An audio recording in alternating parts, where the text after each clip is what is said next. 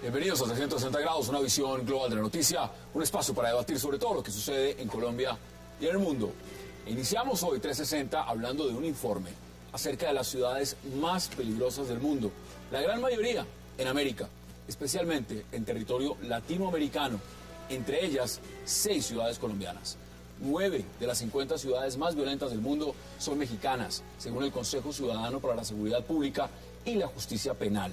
La ciudad hondureña de San Pedro Sula ocupó por tercer año consecutivo el liderato del ranking. El segundo lugar correspondió a Caracas y el tercero Acapulco. ¿Qué pasa en Latinoamérica con la violencia? Debate hoy en 360. Y también hablaremos en nuestro segundo bloque de esa preocupación mundial que existe por la lesión del delantero colombiano Radamel Falcao García, el cual tendría en vilo su participación en Brasil 2014. La lesión de Falcao ha hecho que hasta el presidente Santos vaya a Portugal a visitarlo horas antes de su cirugía. ¿Qué pasa con el fútbol y por qué este tema opaca todos los demás problemas que viven algunos países? Debate hoy en 360. Y también hablaremos esta noche en nuestro tercer bloque de Argentina, país que al parecer va camino a una catástrofe económica peor que las que ha vivido en el pasado. El argumento oficial para eliminar la prohibición de adquirir dólares con fines de ahorro y para reducir el impuesto sobre su compra ha sido el motivo para que especialistas financieros digan que Cristina Fernández perdió el control económico de su país, mientras su imperio familiar construye cada vez más hoteles.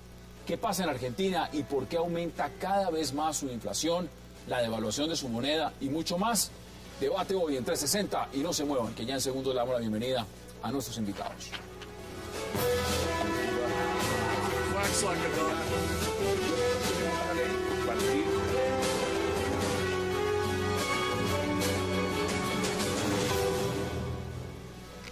Y qué placer darle la bienvenida hoy a 360 a Philippe Bollon, a Manfred Grotov, a Julián Zapata y a Miguel Benito. Caballeros, qué placer empezar este programa de viernes con agenda internacional y un montón de cosas con ustedes. Gracias por aceptar la invitación. Muchas gracias por la invitación. Bueno, 50 ciudades las más peligrosas del mundo. Uno se queda aterrado cuando se da cuenta que la gran mayoría están en América y que están en Latinoamérica. Esto es decir, esto es peor, no es Kabul, no es Bagdad, esto es acá. Es peor, no es Alepo. Bueno, esto es acá, no es Alepo, no es Homs, no es Dera, es acá. Miguel, ¿cómo viste este informe? Bueno, mantiene la tendencia en general, siempre en los últimos años estos informes, lo que vemos normalmente es la variación en que sale alguna ciudad latinoamericana y es sustituida por otra ciudad latinoamericana, pero no hay un gran cambio en la tendencia, con lo cual en eso vemos que la seguridad ciudadana sigue siendo una de las grandes falencias del continente y uno de los puntos donde regímenes de un lado, de otro, de un estilo de gobierno o de otro, siguen fracasando constantemente. Julián, usted acaba de llegar de Bagdad, estuvo en Beirut. Cuénteme una cosa, uno se imagina, estando acá, que si usted está en Bagdad, allá son carros bomba inmediatamente por todas partes, usted llega a Beirut, al sur de Beirut está Hezbollah, eso están dinamitando absolutamente a diario, y resulta que esas ciudades aquí, mejor dicho, es como si no existieran. ¿Cómo se explica uno que Caracas esté por encima de todas esas ciudades donde además hay intervención militar en muchos de ellos? ¿Cómo se explica eso? Bueno, primero que todo, nosotros tenemos las más grandes megápolis y las ciudades que más están creciendo en el mundo, América Latina. Por otro lado, la gente se pregunta que por qué en Asia y el Medio Oriente, o en los países musulmanes, o en los países en donde el budismo, el hinduismo es mayoritario, existe una mayor fuerza moral. Evidentemente, hay un policía moral que controla esas sociedades y una fuerza espiritual que las controla. Pero hay una cosa que llama la atención de todo esto, de toda esta gran problemática que tiene especialmente las ciudades latinoamericanas. Sí, sorprende que todos los días hay noticias sobre el Medio Oriente y no hay tantos muertos como en nuestras ciudades. No, pero es que no se acercan. Sí, no se acercan siquiera. Lo que quiere decir que sí hay una mala propaganda y los oligopolios mediáticos insisten mucho en la violencia en estos países, pero no se compara con las nuestras. Pero hay una cosa curiosa también que hay que analizarlo, y es que sin lugar a dudas hay una mayor fuerza moral en estas sociedades. Estoy hablando de Asia y el Medio Oriente, no solamente del Islam, sino del budismo, del taoconfucianismo, donde el individuo tiene una policía interior. y realmente no alcanzarán los policías para controlar la violencia en ninguna sociedad latinoamericana donde realmente el caos moral reina, ni en Estados Unidos, es ni... que le garantizo algo. Después de ver este informe, la OTAN sale corriendo de Caracas al día siguiente. Los señores entran a Honduras, a San Pedro de Sula y dicen, yo aquí no me quedo, me devuelvo para Kabul. Esto es los índices que vamos a ver en este momento de lo que es la violencia, la tasa de homicidios en estos... Es tasa de homicidios. Miren, ahí las vamos a ver. San Pedro de Sula en Honduras, Caracas en Venezuela, Acapulco, Cali, imagínense, estamos hablando... La cuarta, ¿no? Bueno, la cuarta. Sí, es la cuarta. Esto no estamos hablando de una región. Ciudades más violentas en el mundo. Philip, ¿cómo lo viste? Sí, primero se trata de estadísticas, es decir, que no es por el número de población, es justamente con sectores de 10.000 personas. Y aquí la violencia es tremenda, es decir, que Colombia tiene 6 en este ranking de 50. Y ahí está Cali, está Medellín. Estamos hablando casi más del 10%. Está Palmira. Bueno. Palmira, sí, no, está Cúcuta. Es decir, que es catastrófico ver que esta violencia que no hay en otros países. Es decir, que ahí el problema de mentalidad, de la, ¿cómo se llama?, de problema de justicia, justamente porque vemos que Medellín hizo muchos esfuerzos y esos índices están bajando, pero todavía son altos. Vemos que yo vi un comunicado hoy que creo que era la ciudad de Medellín o Cali, que decía que estaban felices porque había bajado de 8%, pero las cifras las comparé, hay un sitio web muy interesante donde podemos comparar ciudades por ciudades que montó el gobierno francés y veíamos justamente conectándose, se mostraba durante el momento de conexión cuántos muertos hay y miramos a ciertas ciudades de Colombia donde justamente subían estas cifras, Cali es que muertos. ¿Sabe qué es impresionante? También, Manfred, es la percepción, y ustedes me dirán si es así, porque aquí hay un alto consejero en Colombia para la seguridad y dice lo siguiente: una cosa es el tema de percepción y otra cosa son las cifras. Eso es posible. Entonces, usted sale a la calle en este momento en Bogotá y usted se siente tranquilo. Buenas noches. Lo primero es, voy a leer un pedacito del informe, un párrafo del informe de este organismo que se llama Seguridad, Justicia y Paz, es el organismo, y dice lo siguiente: asimismo, dice párrafo 3 de la segunda página, dice, asimismo el proceso más exitoso y encomiable en la reducción de violencia es el de Colombia. Bueno. Resulta especialmente meritorio que hace 11 años sigan bajando la incidencia de homicidios y otros delitos debido a la cada vez mayor eficacia de la policía y como resultado de la negociación, y no como resultado de una negociación con criminales. Le hace caso Salvador. Y este es un punto, y la respuesta que usted acaba digamos, la pregunta que hizo es ver percepción versus victimización real. Las cifras, ver las cifras. La firma donde yo me muevo hizo un informe sobre percepción. No importa cuánto se reduzca violencia, no importa. La percepción se mantiene a través del tiempo, no cambia. O sea, el imaginario de las personas no cambia. La percepción se mantiene constante a través del tiempo. O sea, y eso la percepción es, digamos, pueden reducir las cifras, el gobierno nos dice, mire, estamos mejorando en este tema, pero la gente se sigue sintiendo igual de insegura. Bogotá ha reducido la cifra de homicidio a 16 homicidios por 100.000 habitantes, pero la gente, la percepción es de 83% que se siente insegura en la zona. Ese es el dato. Bueno, ¿cómo se ve en Cali? ¿Cómo se ve en Cali que está de cuarta en este estado? Pero va a la punta, permítame, hicieron la idea y abrimos el debate, es esta. El que se reduzca homicidios no significa que la criminalidad está derrotada, es todo lo contrario. Puede ser que la criminalidad tenga control de la zona. Un caso es Yopal. Yopal no hay, los homicidios son muy bajos, pero está completamente dominado por el AMPA. Y la cifra se dispara cuando pelean las bandas criminales. Caso Santa Marta, caso Medellín en este momento. Y el consejero, el alto consejero... Pero en Medellín están diciendo al alcalde que eso está muy bien. No, y el consejero no sabe dónde está parado. O sea, el alto consejero no sabe lo que está diciendo. Yo lo he visto en conferencias y es dubitativo, no sabe qué es decir. O sea, los analistas que aparecen ahí saben más que lo que expresan. Mire, lo enfocamos un poco más amplio. Las 10 primeras ciudades que acabamos de ver la gráfica, todas de esas 10 primeras ciudades están en América Latina. Todas, las 10 primeras. Si seguimos bajando, cojamos, digamos, vámonos a número 20. El número 20 por la primera aparece una ciudad africana. Es decir, las 19 primeras ciudades más violentas del mundo, todas en América. Y vamos a verlo en América Latina. Mire el tema de San Pedro de Sula, en Honduras. 1.411 homicidios en una ciudad de 753.000 habitantes, es decir, una tasa de 187.14. Ese es el doble de la violencia de Medellín en años 80. Cape Town es la número 20 y es la primera que aparece fuera del continente americano. Vuelvo y digo, esto aquí no aparece Bagdad, aquí no está Kabul, aquí no está Trípoli, aquí no está ni donde está la OTAN, ni Teherán, nada por el estilo. Mire el caso de Caracas. Homicidios, 4.364 en una ciudad de 3.200.000 habitantes para una tasa de 134.36. ¿Esto no es supremamente dramático? No, claro que lo es. Caracas es en unos casos quizá paradigmáticos en el cual un gobierno negó la existencia de la criminalidad, un gobierno reiterativamente negaba que eso fuera un problema, igual que negaba que había inflación en Venezuela. Sí, Caracas es un bello caso que comprueba algo. Caracas, o sea, una cosa que uno le puede reconocer a Colombia, uno siempre aquí le da palo a Venezuela, pero algo que uno le puede reconocer a Venezuela es que el índice de desigualdad se redujo en 11 puntos y eso está aprobado por cualquiera. Pero si se redujo, entonces, tesis, las causas objetivas de la violencia son pobreza y desigualdad. Si se reduce toda esa cantidad, la tasa de homicidios se tuvo que haber reducido, que era de 5.000 muertos en ese momento, tuvo que haberse reducido a 1.000.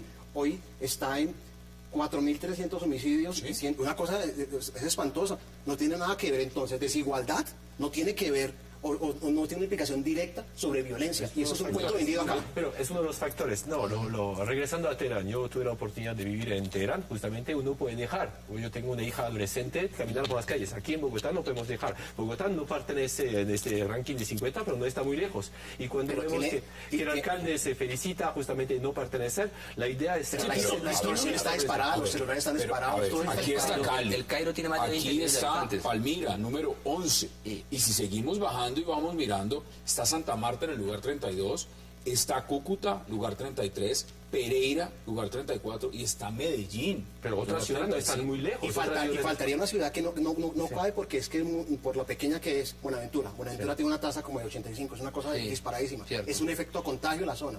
Y esto es... Ese cuadro lo estamos poniendo justamente para que vean las ciudades de Colombia en ese listado.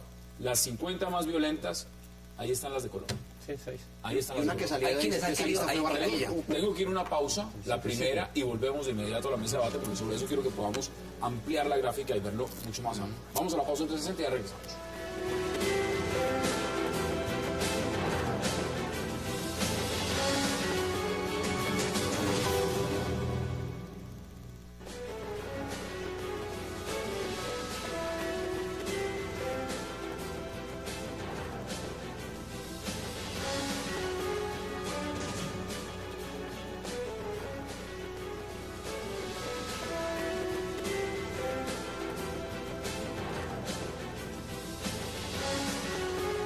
Estamos en 360 y estamos viendo esa imagen, por supuesto, porque pues, es importante ver qué sucede en ese ranking con las ciudades colombianas. Pero no solo Colombia. Acá hay dos casos que quiero que podamos analizar. Uno es Brasil, ¿no? Y el otro es México. Porque lo que se está viendo reflejado en este listado es que Brasil, que supuestamente es la economía emergente, ese gran jalón latinoamericano, tiene un grave índice de violencia en sus ciudades, Filipe. ¿Cómo Sí, ves? entonces muchas de las ciudades emergentes justamente tienen este problema. Pero yo quería regresar justamente sobre el caso colombiano, porque es tremendo de ver de un país donde la percepción de la gente, aquí la percepción se siente vivir en el país mejor del mundo. El más feliz. El Acaba más de salir una feliz. encuesta que volvemos a ser el Sí, país más feliz del sí, mundo, ¿no?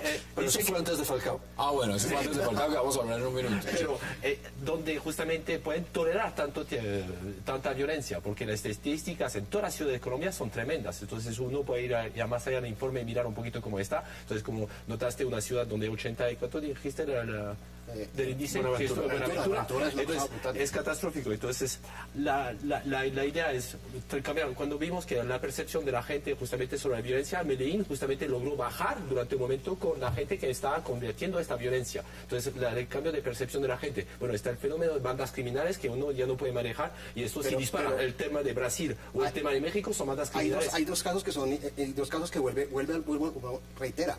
Brasil sacó también cantidad de gente de la pobreza y es un éxito también de Lula y de todo, fue indiscutible.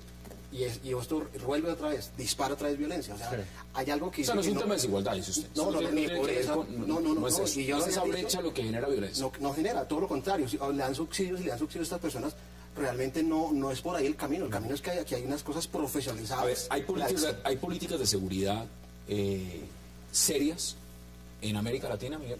Existen. O sea, digamos, en Colombia se ha hecho un gran esfuerzo justamente enfocado en el tema de seguridad. En México acabamos de ver que están renaciendo de nuevo, renaciendo no, están surgiendo por primera vez grupos de autodefensa para enfrentar a los carteles de la droga justamente por tema de violencia. Un país que durante la administración del pasado presidente Calderón, más de 45.000 muertos. Es decir, ¿hay políticas de seguridad en América Latina? ¿Hay políticas de seguridad en América Latina? Sí. Hay ineficiencia del Estado en muchos aspectos también. Hay incapacidad de afrontar ciertos desafíos. Centroamérica es el ejemplo claro de cuántas reformas de la policía lleva en Guatemala, Honduras, Salvador. O sea, el informe es clásico que México camina muy mal en política de seguridad. que llevan haciendo reformas a la policía casi una cada 3 años, 4 años, y siempre fracasan. Porque también hay que ver el papel de las policías, la capacitación de las policías, la capacitación de los funcionarios que tienen que aplicar esas políticas. Acaba de salir el general Naranjo de México, acaba de decir, bueno, ya no voy más, voy a dedicarme al tema de la paz en Colombia, y estaba dando asesorías allá, y la crítica que pero le hace la el general oposición. Naranjo en México nunca tuvo mucha entrada, precisamente por unas cuestiones de la estructura de las fuerzas públicas mexicanas, en las cuales el ejército nunca va a tolerar que un policía le dé una orden. ¿Hay seguridad acá, A ver, Julián? un tema para... Aquí hay una alta consejería que se creó para eso, concreto. Hay quienes han querido relacionar la violencia de las ciudades con la pobreza. Eso no es cierto, porque lo vimos que en países como África o en Asia especialmente hay mucha pobreza y no se ve este nivel de violencia. Pero hay ciudades donde es un desastre la seguridad. Por ejemplo, el caso de Cali. La policía no pudo porque hay un elevado grado de corrupción de las fuerzas de seguridad. ¿Cuál es la solución? Pero la tienen que cerrar tienen que cerrar, suspender el tema de la policía y lanzar al ejército a proteger la población, porque hay un problema de es más, el pueblo colombiano cree más en el ejército que la policía, aunque la policía ha disminuido su corrupción en muchas ciudades. En Bogotá, por ejemplo, ya hay más cultura de la policía y en otras ciudades, pero el caso de Cali no es ese, eso se lo tomó el AMPA y todo el mundo lo sabe y sabe dónde están los ladrones. Ocurre como, bueno, todos sabemos, todo el mundo sabe dónde está el AMPA, y donde roban los carros, donde hasta matan aquí extranjeros aquí, agentes de la DEA, ya el mundo se dio cuenta que dónde están los delincuentes. Pero realmente el caso de Cali se salió de proporción y la única forma es que el salga a las calles. Pero claro, no es suficiente, porque la policía interior es la que funciona. Por ahí no es. No. La policía es nacional y la policía que está en Cali y la policía que está en Bogotá es la misma. Es la misma. Es la misma. O sea, avisemos el problema. Ese no es. La policía de Colombia es extremadamente capacitada y eso está en cualquier informe. Aquí vienen a aprender de la policía. Se llevaron al general Naranjo para México justamente para eso. Y la policía va a dar cursos en diferentes partes del mundo, está en misiones en Haití y demás. No, la policía no es el problema. La policía inclusive ha sido la solución. Es demasiado profesional. El problema es que, la pregunta la hizo usted clara, es que no hay política pública. Y el alto consejero, o lo que se nombró para que hubiera política pública en Bogotá, no ha habido en Colombia. Sí, pero no ha habido política pública. La responsabilidad no es solo, digamos, se crea el cargo, la necesidad hace que se cree el cargo, se crea el cargo, pero es que aquí también hay alcaldes, hay gobernadores que están encargados del tema de seguridad, hay un Ministerio de Defensa, hay una política estatal que tiene que enfocarse no solamente en combate al narcotráfico y demás, sino seguridad ciudadana. Pero es que lo que estamos viendo acá es que haya 6 ciudades colombianas, eso ya... Y curiosamente no está Bogotá en esa lista, primero porque está de 130, mira, hay una cosa curiosa, y ahora le sorprende que la ciudad más grande, no, de 130, y ahora le sorprende que la ciudad más grande de Bogotá, que es la localidad de Kennedy, es la 9ª zona más segura de las entidades que tenemos aquí, de las 20 localidades. Lo que demuestra que aquí ya hay otro nivel de cultura y, por supuesto... Pero en Kennedy hay bandas criminales pero fuerte, durísimo. Controlan el problema a largo plazo. Es decir, que, como lo dijiste, el caso del Yopal, es decir, lo tienen controlado justamente unos grupos, pero el día que esos grupos caen, porque van a caer, entonces vuelve a... El mapa de Bogotá, la violencia se encuentra en mártires. Empecemos a redondear sobre una figura, y es, aquí se está negociando en Colombia un proceso de paz. Proceso de paz donde uno de los grandes interrogantes es, ¿esto va a terminar como pasó con los grupos paramilitares y es en bandas criminales, más bandas criminales?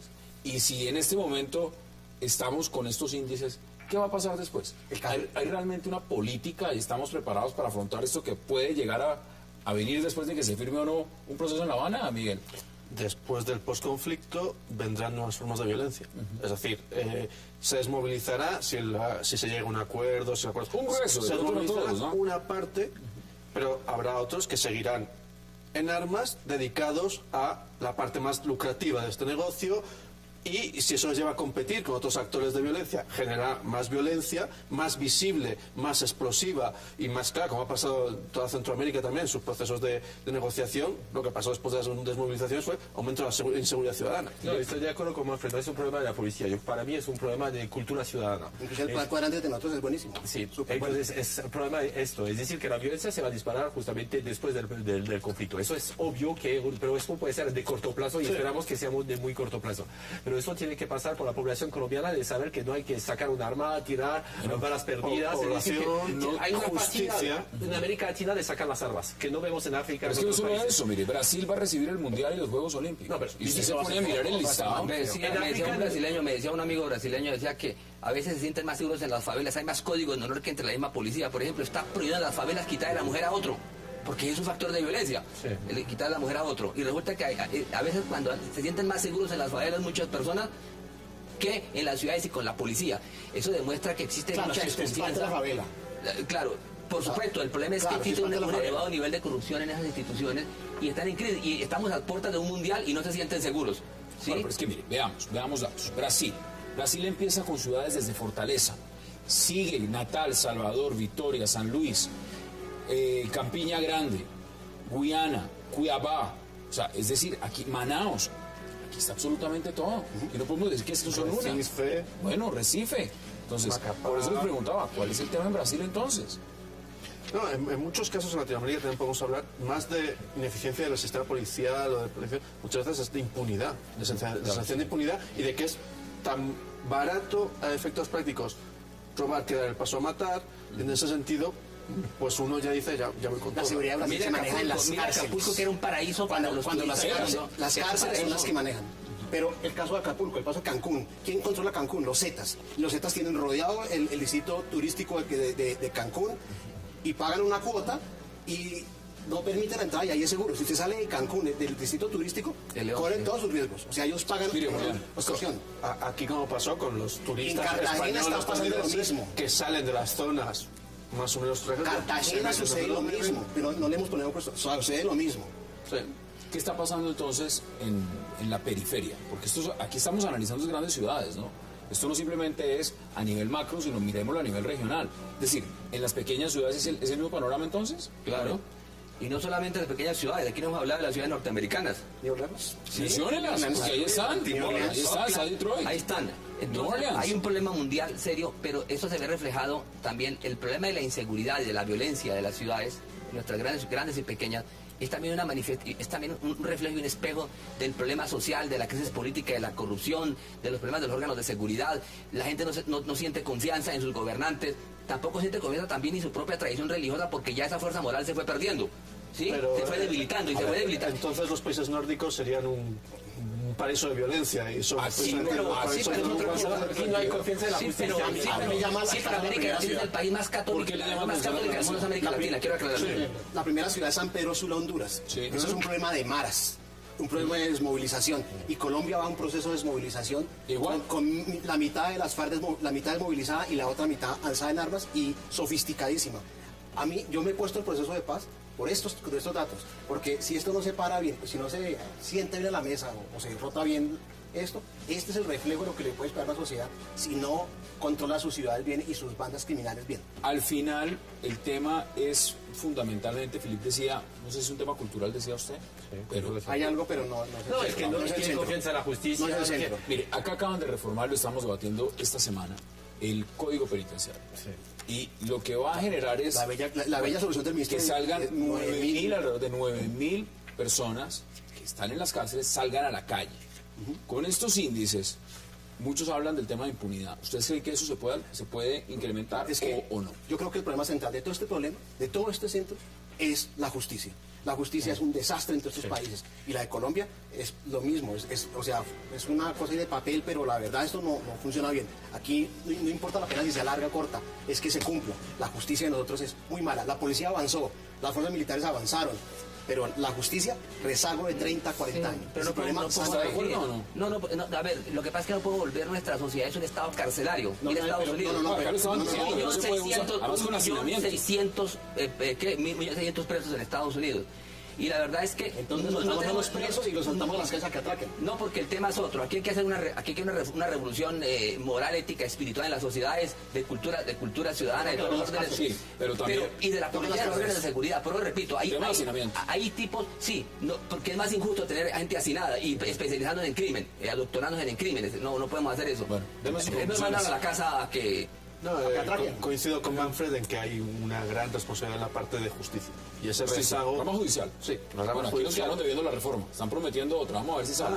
Sí, ¿cuántas... ¿Cómo la sacan? Y si la Los leen. conservadores, una maravilla. Sí, Justicia. Deme sus conclusiones porque nos vamos... Está el tema de justicia. Tenemos dos temas más en la Está el agenda. tema moral justamente con, ¿cómo se llama? Peco y después Rezo, pero está viendo, son varios temas que está entrando. El problema justamente de las bandas armadas es el problema que puede hacer disparar eso y que va a continuar haciendo disparar eso en América Latina. Bueno, eso señores, regresa al tema justicia. Importante que hayamos visto este tema porque ahí están, esto no se lo inventaron, esto está claro y es un informe muy serio.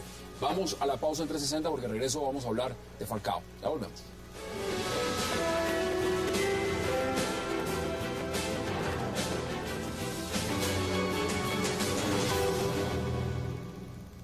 Attention, là, il y a peut-être une ouverture pour Falcao. Il faut faire très très attention côté Chasselet. Avec Falcao qui va se retourner.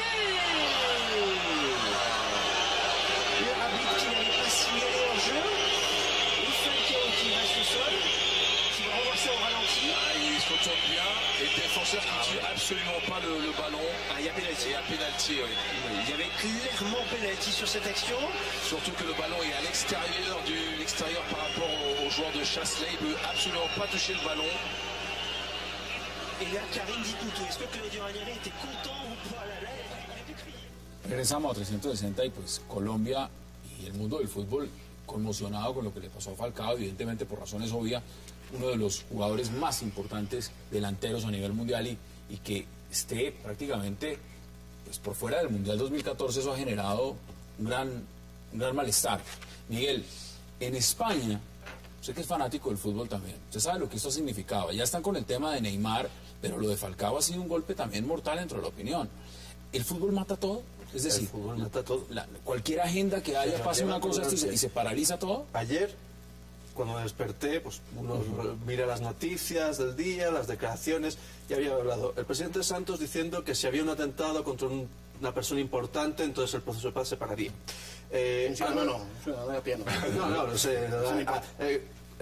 Estrato 6 se salva, el resto sí se vale, ¿no? Álvaro Uribe y Pastrana habían coincidido en otra situación. Todo lo que se está creando alrededor de la Convención Conservadora y muy bonita, y unas bonitas llamadas ofreciendo viajes, visite Bogotá. El problema es dentro del Partido Verde. El discurso de Petro en el balcón, que tenía una clara llamada de despedida. Las tutelas a favor, bueno, todo lo demás. Cuando uno pasaba también por todas las radios, tema del día, Falcao. Solo, todo. O sea, es fascinante. Allá en su país fue la lesión, ¿no? No, es que en Francia son ciudades seguras. Uno puede circular en scooter, no hay ningún problema, puede ir a todas partes, pero los estadios pueden ser peligrosos, sí. Pero aquí lo estamos viendo. Esto es un jugador esto es uno de los mejores jugadores del mundo. Es puede perder el uno mundial. de los mejores jugadores del mundo. Vamos a tener que quitar la etiqueta Panini en el álbum. No, es una lástima para él, porque justamente 6 meses en pleno periodo donde estuvo a su gloria, justamente con el mundial, primera vez que Colombia desde hace varios años entra en el mundial. Yo aquí voy a disculpar a mi compatriota francés, porque yo no creo que la falta no fue premeditada, es decir, que no fue algo... el problema ¿Usted no la cree premeditada? No, es un equipo de cuarta división, es que como un equipo de barrio, cuarta división, es decir, es un equipo de barrio. ¿Qué hace jugando un jugador de este nivel con un equipo de cuarta división? El campeonato francés justamente obligan a los equipos a jugar un campeonato entre los diferentes tipos de equipos hasta división de honor. Entonces unos bomberos hasta subieron a un nivel muy alto. Entonces es una cosa importante. Pero eso no es un peligro justamente, poner a un jugador de este nivel y que lo saquen a jugar con un equipo de cuarta sabiendo que tiene un mundial enfrente. El fútbol es demasiado dinero, es decir, que hasta con equipo de cuarto, pasando en televisión, sabiendo que si Mónaco cae ahí puede ser catastrófico para su sesión, con sus patrocinadores, entonces tiene que poder y tiene que ganar todos los partidos. Entonces ningún equipo en este momento está mirando a un equipo de tercera o de cuarta como un equipo que no hay que jugársela. Yo veo otro tema como más atrás, y es a qué se fue Falcao al Mónaco, a un equipo Bueno, le pagan Ahí, mejor. Se pagan pero, mejor. pero la consecuencia Hablabas de bandas criminales. Pues, ese caballero ese ruso está acusado de una cantidad de cosas, o sea, Aquí no hablamos de parque, hablamos de víctimas. A ver, usted no se iría si le están pagando 2 o 3 veces más de lo que se está ganando acá y le está diciendo, véngase para acá, le pagamos 2 o 3 veces más. pues, a ver, en términos económicos, claro, no se irían, pero entonces también hay prestigio. Entonces el prestigio versus dejó de jugar Eurocopia, Champion, una cantidad de ligas, es una decisión de él. Ese debate lo han dado los especialistas en deporte, que ninguno de los que estamos en la mesa lo somos. Precisamente por eso el debate entre nosotros es interesante, porque la percepción no es la del analista deportivo, sino es desde afuera. Ahora, Julián, ¿esto la responsabilidad es de quién? Aquí ya le están diciendo que el jugador francés no tiene la culpa, está diciendo Philippe, y es normal que defienda a su compatriota. Hasta mi senador lo dijo hoy, entonces le pregunté justamente. Aquí hay algo muy triste en el asunto. Hay un asunto. no hemos tenido grandes estrellas mundiales del fútbol colombiano, muy pocos, pero hemos tenido 2 muy grandes que están a las puertas. En el caso de Willington Ortiz, que fue históricamente uno de los mejores jugadores nuestros, no fue nunca un mundial. Pero porque y no clasificamos, no clasificamos a un mundial. Ahora que tenemos una gran estrella mundial, se nos accidenta. Pero hay un asunto... ¿Se nos accidenta o lo accidenta? Bueno, no, es una cosa fortuita, realmente ahí eso es un tema complicado. Pero lo cierto es que, ¿por qué este impacto de Falcao? Porque es que es casi una religión mundial. Todo el mundo habla del fútbol, no importa la religión, el presidente acaba de coger ruta y se va para Portugal. Escuchemos además declaraciones del presidente Santos diciendo, tengo que ir a ver... El presidente está en lo que importa. Ese es el profesor romano del siglo XXI. Aquí tenemos, cuando habló con Falcao por teléfono, veamos esas declaraciones. Hola, Radamel, ¿cómo va?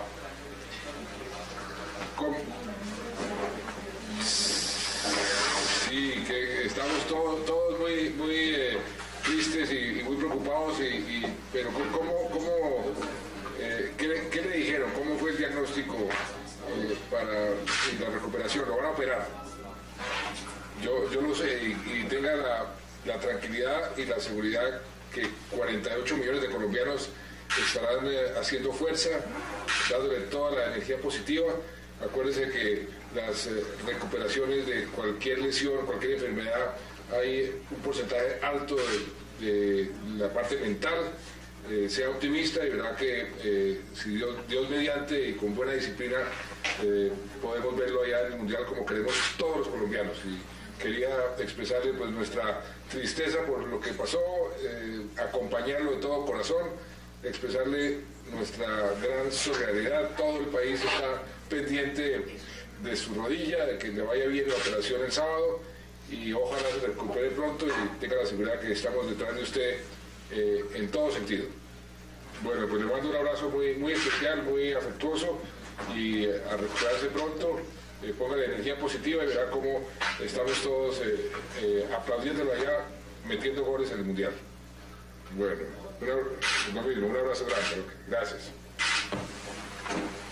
Lo noté en buen ánimo, positivo, optimista, y eso es muy importante, porque cualquier recuperación requiere esa mentalidad positiva y optimista que le noté a Falcao, de manera que ojalá, Dios mediante, tengamos a Falcao en el Mundial. Eso dice el presidente. Sobra decir que yo comparto todo lo que dijo el presidente, porque estoy de acuerdo con él. Le deseo a Falcao lo mejor, pero eso parece más de un mensaje de voz, no lo dejó hablar. Eso. Además, ahora, lo que la palabra estética no la conoce. Lo que sí les digo es lo siguiente, que me parece curioso y es esto: el presidente dice, estoy muy preocupado. ¿No? ¿Por qué? Bueno, no, pues evidentemente está muy preocupado, pero cuando la bomba en Pradera Valle, nunca lo escuché, estoy muy preocupado. Ni el helicóptero Ni el helicóptero tampoco, estoy muy preocupado. Esto sí lo tiene muy preocupado. meritorio que las FARC reconociesen que eran los autores de eso, con lo cual... También hagamos que mandemos a Peckerman de presidente. Viene en América Latina del fútbol. Pero ahí está. La preocupación es perder un gol. Pongamos a Peckerman de presidente y a Juan Manuel Santos de director técnico. No, pues, la pasión del fútbol es clara. En la Asamblea Nacional Constituyente nuestra, que redactó la Constitución del 91, había un técnico de fútbol colombiano. Sí, en la redacción de la... Bueno, nunca fue, casi estaba ocupado. Pero era importante que estuviera en esa lista. Sin lugar a dudas, ganó la reelección ya con estas palabras. Violencia, tenemos que estudiar esto. Yo creo que... Además hay un elemento que es absurdo, en el ánimo colombiano en general, que es esta magnificación de la lesión de Falcao, y ya entonces el equipo va al Mundial no se sabe muy bien a qué. Pero bueno, hay que confiar. Es muy buenos jugadores. Jackson Martínez, es un equipo que tiene todo el potencial. Y bueno, no sabemos. Y si Peckerman se Ese es el mesianismo de América Latina. Claro, y si a Peckerman se da mucho mérito. A ver, señores, si esto le hubiera pasado a Messi, ¿cómo estaría en la Argentina? Pues no, evidentemente están preocupados, pero es el mesianismo, o sea, Claro. pero De hecho, con Messi es literalmente el mesianismo. Pero recuerden que en Argentina hay una iglesia maradoniana. Hassan, más allá de esto, regreso sobre la parte de violencia. No hay que olvidar que de todas maneras el francés no lo hizo a propósito porque nosotros estamos más acostumbrados a cabezazos. Pero aquí justamente, sí, el problema es que el jugador francés recibió amenazas de muerte. El director técnico del club de cuarta división recibió amenazas de muerte. Y no es solamente una, recibe cientos diarias amenazas de muerte. Hoy, mensajes hirientes es lo que ha dicho. Hoy negó que fueran amenazas de muerte. Dice mensajes hirientes, dice el jugador. Ahora, aquí la responsabilidad, usted ya le estaba echando la culpa al pobre Falcao diciendo que porque se fue a jugar al Mónaco y por eso le pasó, pero la responsabilidad aquí recae no solamente sobre su oponente, eso es un deporte de contacto, eso no se puede negar, pero el técnico sí debió sacarlo a jugar en un partido con un equipo de cuarta, tercera división. El técnico nunca lo ha querido, pues empecemos ahí, que no le cae muy bien. El técnico está obligado a ganar los máximos partidos, o si no, se juegue contra quien juega. Pero ese técnico tiene que ese técnico es malo y no sabe manejar esa plantilla. Y aparte tiene bronca todos los colombianos. Ranieri no ha tenido nunca un gran éxito inmenso, le ha sabido gestionar plantillas y ha tenido muy buenas plantillas y nunca lo ha conseguido, salvo quizá en el Valencia. Por tanto, no era un entrenador para un proyecto que estuviese creciendo. Está creciendo la bola activa. Sí, realmente lo que da tristeza es que le pase esto a un jugador que es muy disciplinado, consagrado, brillante, un gran jugador, que tiene muy buenos principios espirituales, una buena familia, el país lo quiere, realmente es triste, creo que es una lección. Y todos deseamos que se recupere y que pueda ir al Mundial, así la esperanza sea poca, eso está clarísimo. La gran preocupación del presidente también, y lo dijo usted muy preocupado, es ojalá esto evolucione bien para Colombia. Tenemos que ir a una pausa y hay un tema que no quiero que dejemos pasar de largo, tiene que ver con Argentina, porque lo que va a pasar en Argentina, lo que está pasando es digno de que ustedes lo analicen, pero antes de eso, denme sus conclusiones sobre este tema, Filipe. Como digo, es una lástima porque esta persona, justamente Falcao, es un jugador tremendo como persona y como jugador. Se trata de un campeonato, no se trata de un partido amical. Entonces el entrenador de todas maneras tiene que poner sus mejores jugadores para ganar, porque cualquier partido, un campeonato europeo, es pero aquí el campeonato de Francia es importante. ¿Concluye usted? No, El análisis deportivo se lo dejamos para los especialistas. Sí, claro. No, yo creo que... No sé, Falcao no es que debió haber ido nunca al Mónaco, yo creo que la conclusión que nunca había pasado por allá a ese equipo.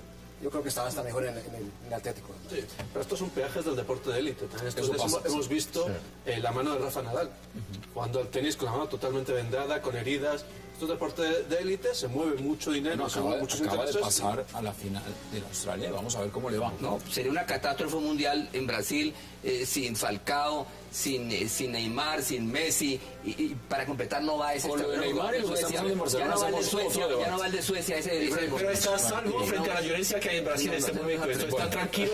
Vamos a la pausa entre 60, porque de regreso vamos a hablar de lo que está pasando en Argentina, el tema económico y cómo lo está manejando la presidenta Cristina Fernández de Kirchner. Ya regresamos.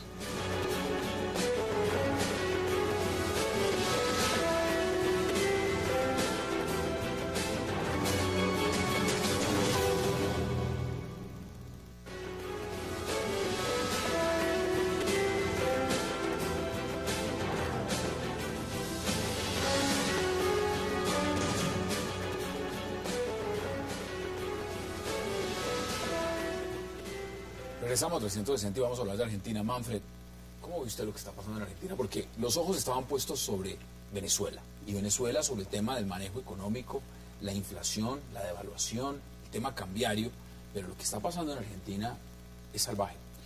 Argentina, esto es una película repetida del año 2001, no solucionada por Néstor Kirchner.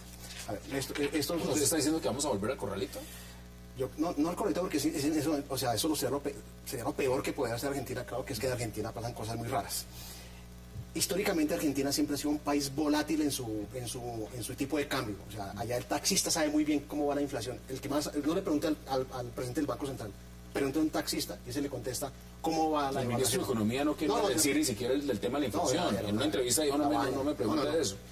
era desastroso. Recordemos ese año 2001, cómo fue que Shakira sale en un helicóptero con De la Rúa, que los jugadores de nosotros que estaban allá quedaron acorralados porque no tenían cómo salirse. Estaba Oscar Córdoba, Bermúdez, Terno. Y hubo un corralito que era evitar la fuga, hicieron feriados y demás para que la gente no sacara el dinero. ¿Cómo se recuperó Argentina? Y entonces todo el mundo dijo, Néstor Kirchner fue el gran salvador. ¿Cómo se recuperó Argentina? Básicamente por dos cosas, porque los precios de los commodities subieron, y la segunda, porque hubo un señor que se llamaba Hugo Chávez, que le compró la deuda, esa deuda que nadie compraba, se la compró Hugo Chávez.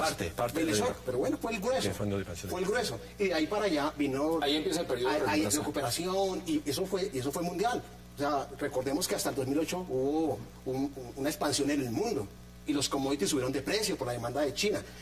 Y bueno, esto empezó a caer, y empezó el desastre. Entonces, la señora Kirchner, una de las cosas que hizo fue nacionalizar los fondos de pensiones que funcionaban muy bien de la forma privada, los nacionaliza. Y empieza el desastre tanto que hoy la tasa de cambio es una cosa así salvaje, y claro, eso está conectado, pero la pregunta es perfecta, está conectado al fenómeno Venezuela. Si Venezuela se va, Argentina se va y nos vamos es lo que está pasando. Y nos vamos en contagio. Lo grave es un contagio financiero de todo el continente. Tal cual, comparto. Justamente el problema de commodities, es decir, la materia prima, se está enfocando justamente su economía solamente a esto, esperando que el precio de la materia prima va a subir. No hicieron ninguna infraestructura. ¿Se acuerdan del paro que le hicieron a Kirchner? Igual que en Venezuela no se está fomentando justamente la creación de empresas y de consolidación de grupos. Entonces se están trabajando solamente en la parte... Eso ya puede afectar también las exportaciones brasileras, el tema Mercosur. Pero al mundo, las bolsas hoy en Europa cayeron. Es decir, que peor, es decir, que es un mensaje duro también para todas las economías emergentes, que la gente en este momento vimos que toda la gente está comprando oro hoy, al lugar de justamente invertir. El día que Maduro declare el default financiero a Argentina, nos vamos a una cosa gravísima. También hay que tener en cuenta que en estos años la crisis europea y la crisis de Estados Unidos hacía que hubiese muchos capitales que fluían hacia las economías emergentes, que están volviendo a países desarrollados. Eso es otro factor. Pero es muy interesante ver cómo de nuevo un gobierno no trata el tema. Gracias, el ministro de Economía no habla de inflación. Hoy, Cristina Fernández de Kirchner, después de un mes de no aparecer, aparece y no habla de esto. No, se puso a hablar de tema de subsidios, educación y otras cosas. Pero no habla de esto. Entonces, no hay problema. ¿Sabe cuánto tuvo que sacar la Reserva Federal para evitar el colapso? 100.000 millones. Es decir, lo que estamos mirando acá es un tema de fondo. Ahora, ¿cómo lo analiza usted? A ver, Argentina es un país, sí, como decían los compañeros panelistas, interesante. Fue diseñado para ser potencia mundial. En 1914, hace 100 años, era la séptima economía mundial. Se decía que para la Segunda Guerra Mundial, se decía que para la época de la Segunda Guerra Mundial, había tantos lingotes de oro que no caben en el banco, sino tenían que utilizar el pasillo para colocar los lingotes de oro. Bueno, vino toda esta época los grandes caudillos como Perón, Eva Perón, y claro, los descamisados. El kirchnerismo es el capitalismo. Pero sin lugar a dudas hay una crisis del capitalismo mundial y estos gobernantes se han jugado por el pueblo, obvio, sacrificando muchas cosas. Lo cierto es que esto es un tema de sacrificio por el pueblo o es un tema de mala política por hacer hoteles por el pueblo. Hay de todo, porque hay un problema con los militares y la inflación ha sido históricamente un problema con los militares, un asunto histórico de Argentina. Pero sin lugar a dudas hay responsabilidades de los gobernantes del mal manejo de la economía, pero también estos gobiernos peronistas han mirado primero al pueblo que a los ricos. Pero, Julián, ¿qué tan cierto es eso cuando la fuerte crítica que hace la oposición ahora en Argentina es justamente que el argentino de a pie no tiene ya valor adquisitivo con su moneda? Y la señora Cristina Fernández todos los días enriquece más su fortuna. Con sus hoteles y esas cosas. Millones de dólares en la cuenta, más infraestructura hotelera, más negocios para ellos, y resulta que la economía, ni siquiera el ministro de Economía habla del tema de la inflación. ¿Eso dónde se ve? ¿En Macondo? En Venezuela. Es una banda de populistas que tomaron el poder y no lo tienen capturado. Y esto se da soluciones en la política, pero Argentina nunca puede solucionar el problema, nunca. Cavallo, cuando hizo la caja de conversión 1 a 1, que era $1 por $1 argentino, eso funcionó Pero eso funcionó hasta un momento porque esto depende mucho de la estabilidad institucional que no tiene Argentina. Argentina, es lo que dijo Julián, es cierto, es un país curioso, es un país productivo, con emigrantes, es un país desarrollado, pero tiene estos problemas gigantescos. Pero no cambió de economía, es decir, la economía justamente de las commodities no ha cambiado desde 1914, es decir, que en la época... Sigue dependiendo de lo mismo. Lo mismo, es decir, la soya, sí, la soya. Sí. Entonces no ha cambiado, es decir, que en la época la soya o la carne para exportarla era hacia Europa después de la Segunda Guerra Mundial, pero no ha cambiado. Entonces, como si un país no cambia, ya no está... Sí, claro, cuando tuvo la oportunidad de hacer grandes revoluciones no tuvo carácter. Por ejemplo, tuvo el mejor proyecto misilístico de América Latina, el misil Cóndor, una revolución para que exportado tecnología militar, que hay países que viven de eso, como Israel. Y también tuvo el mejor proyecto nuclear de América Latina y lo claudicaron por presión de las potencias. Entonces, claro, cuando tuvo la oportunidad por presión del populismo, no tuvo carácter para avanzar. Bueno, tiene plata todavía porque van a comprar aviones a España. En este momento, nos quedan menos de 2 minutos y quiero que cada uno pueda dar sus conclusiones al menos en 30 o 35 segundos. ¿Cuál es el panorama? Porque ya sabemos lo que está pasando en Venezuela y usted lo dice abiertamente. Está ligado lo que pasa en Venezuela con Argentina, por razones obvias. Sí. En Venezuela ya no hay ni papel higiénico. Toca mirar a ver cómo hacen. La inflación dispara, tema cambiario es una locura lo que está haciendo Nicolás Maduro. 73 pesos por la tasa oficial que es de 6. ¿Qué pasa si el contagio llega a Argentina como los analistas económicos están diciendo que puede llegar? No, pues, el contagio se extiende. Vamos a terminar se extiende por Latinoamérica, que si había escapado de lo grueso de la crisis que había afectado a otros países, puede tener su propio ciclo de crisis, además en ese momento en que se retraen los capitales, y además en estos países donde hay una pérdida de confianza muy fuerte, porque ahora va a ir Repsol a comprar. Para que despropien dentro de 3 años. No, se fue. Claro, por eso dice. Ahora cuando estaba en España, había de nuevo negociaciones con el ministro salió a decir que el problema de esta evaluación fue una venta de la Shell, pero es que es ridículo, porque eso no se lo come nadie de cuenta. Por eso la acusación en América Latina, porque va a haber una falta de confianza de grandes inversionistas en las economías emergentes. ¿Sabe qué están diciendo analistas en Estados Unidos?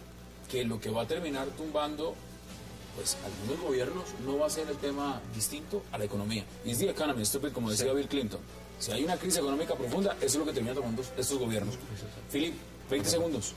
No, comparto. Y como digo, la idea de la contagión, lo vimos, la contagión en Europa en este momento, la bolsa de Madrid bajo el 2%, la bolsa de París tal cual, pero más allá de esto, es decir, que en este momento América Latina necesita dinero, necesita que los fondos de pensiones y todo eso invierte, y eso puede parar justamente esta inversión. Esta es una gran nación y tiene riqueza para salir adelante. Y además tiene otra cosa, Buenos Aires es una de las ciudades más seguras de América Latina y hay 30.000 colombianos estudiando gratis en Buenos Aires, en Argentina. Entonces creo que hay muchas cosas buenas para hablar de ese pueblo y de sus dirigentes. ¿Le agrega usted en 20 segundos? Estamos repitiendo la historia del 2001. Esperamos que no. La estamos repitiendo. Vamos para allá. Y esto fue una crisis que fue profunda en toda América Latina, porque la crisis en el mundo desarrollado es por el mercado de bienes inmobiliarios. Las crisis en América Latina han sido todas por deuda. Bueno, una cosa, simplemente. ¿Hay muchas cosas buenas que decir de Argentina? Sí, claro, hay muy pocas cosas buenas que decir de sus dirigentes. Ahí están las posiciones. Philip Bolón, como siempre, un placer. Miguel Benito, gracias. Manfred Jacob, gracias. Y Julián Zapata, gracias por la invitación. A ustedes, gracias por acompañarnos. Nos vemos de nuevo a las 8 para seguir debatiendo toda la agenda política de Colombia y del mundo. Y recuerden, repetición de este programa, 11:30 de la noche. Gracias por acompañarnos.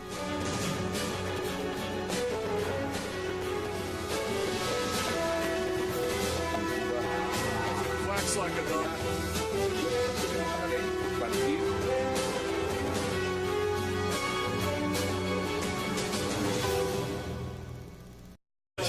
Bueno, esto es acá, no es Alepo, no es Homs, no es Dera, es acá. Miguel, ¿cómo viste este informe?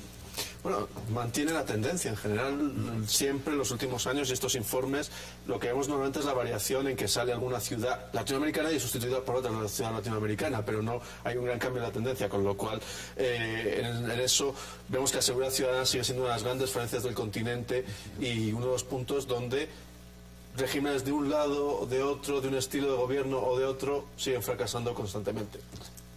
Julián, usted acaba de llegar de Bagdad, estuvo en Beirut. Cuénteme una cosa, uno se imagina, estando acá, que si usted está en Bagdad, allá son carros bomba, inmediatamente por todas partes, usted llega a Beirut, al sur de Beirut está Hezbollah, eso están dinamitando absolutamente a diario, y resulta que esas ciudades aquí, mejor dicho, es como si no existieran.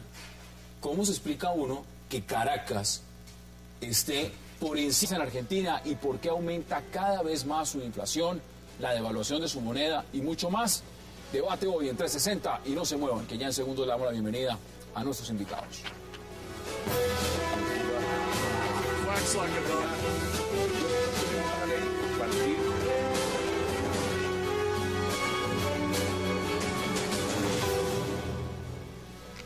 Y qué placer darle la bienvenida hoy a 360 a Philippe Bollon, a Manfred Grotov, a Julián Zapata y a Miguel Benito. Caballeros, qué placer empezar este programa de viernes con agenda internacional y un montón de cosas con ustedes. Gracias por aceptar la invitación. Muchas gracias por la invitación. Bueno, 50 ciudades las más peligrosas del mundo. Uno se queda aterrado cuando se da cuenta que la gran mayoría están en América y que están en Latinoamérica. Esto es decir, esto es peor, no es Kabul, no es Bagdad, esto es acá. Es peor.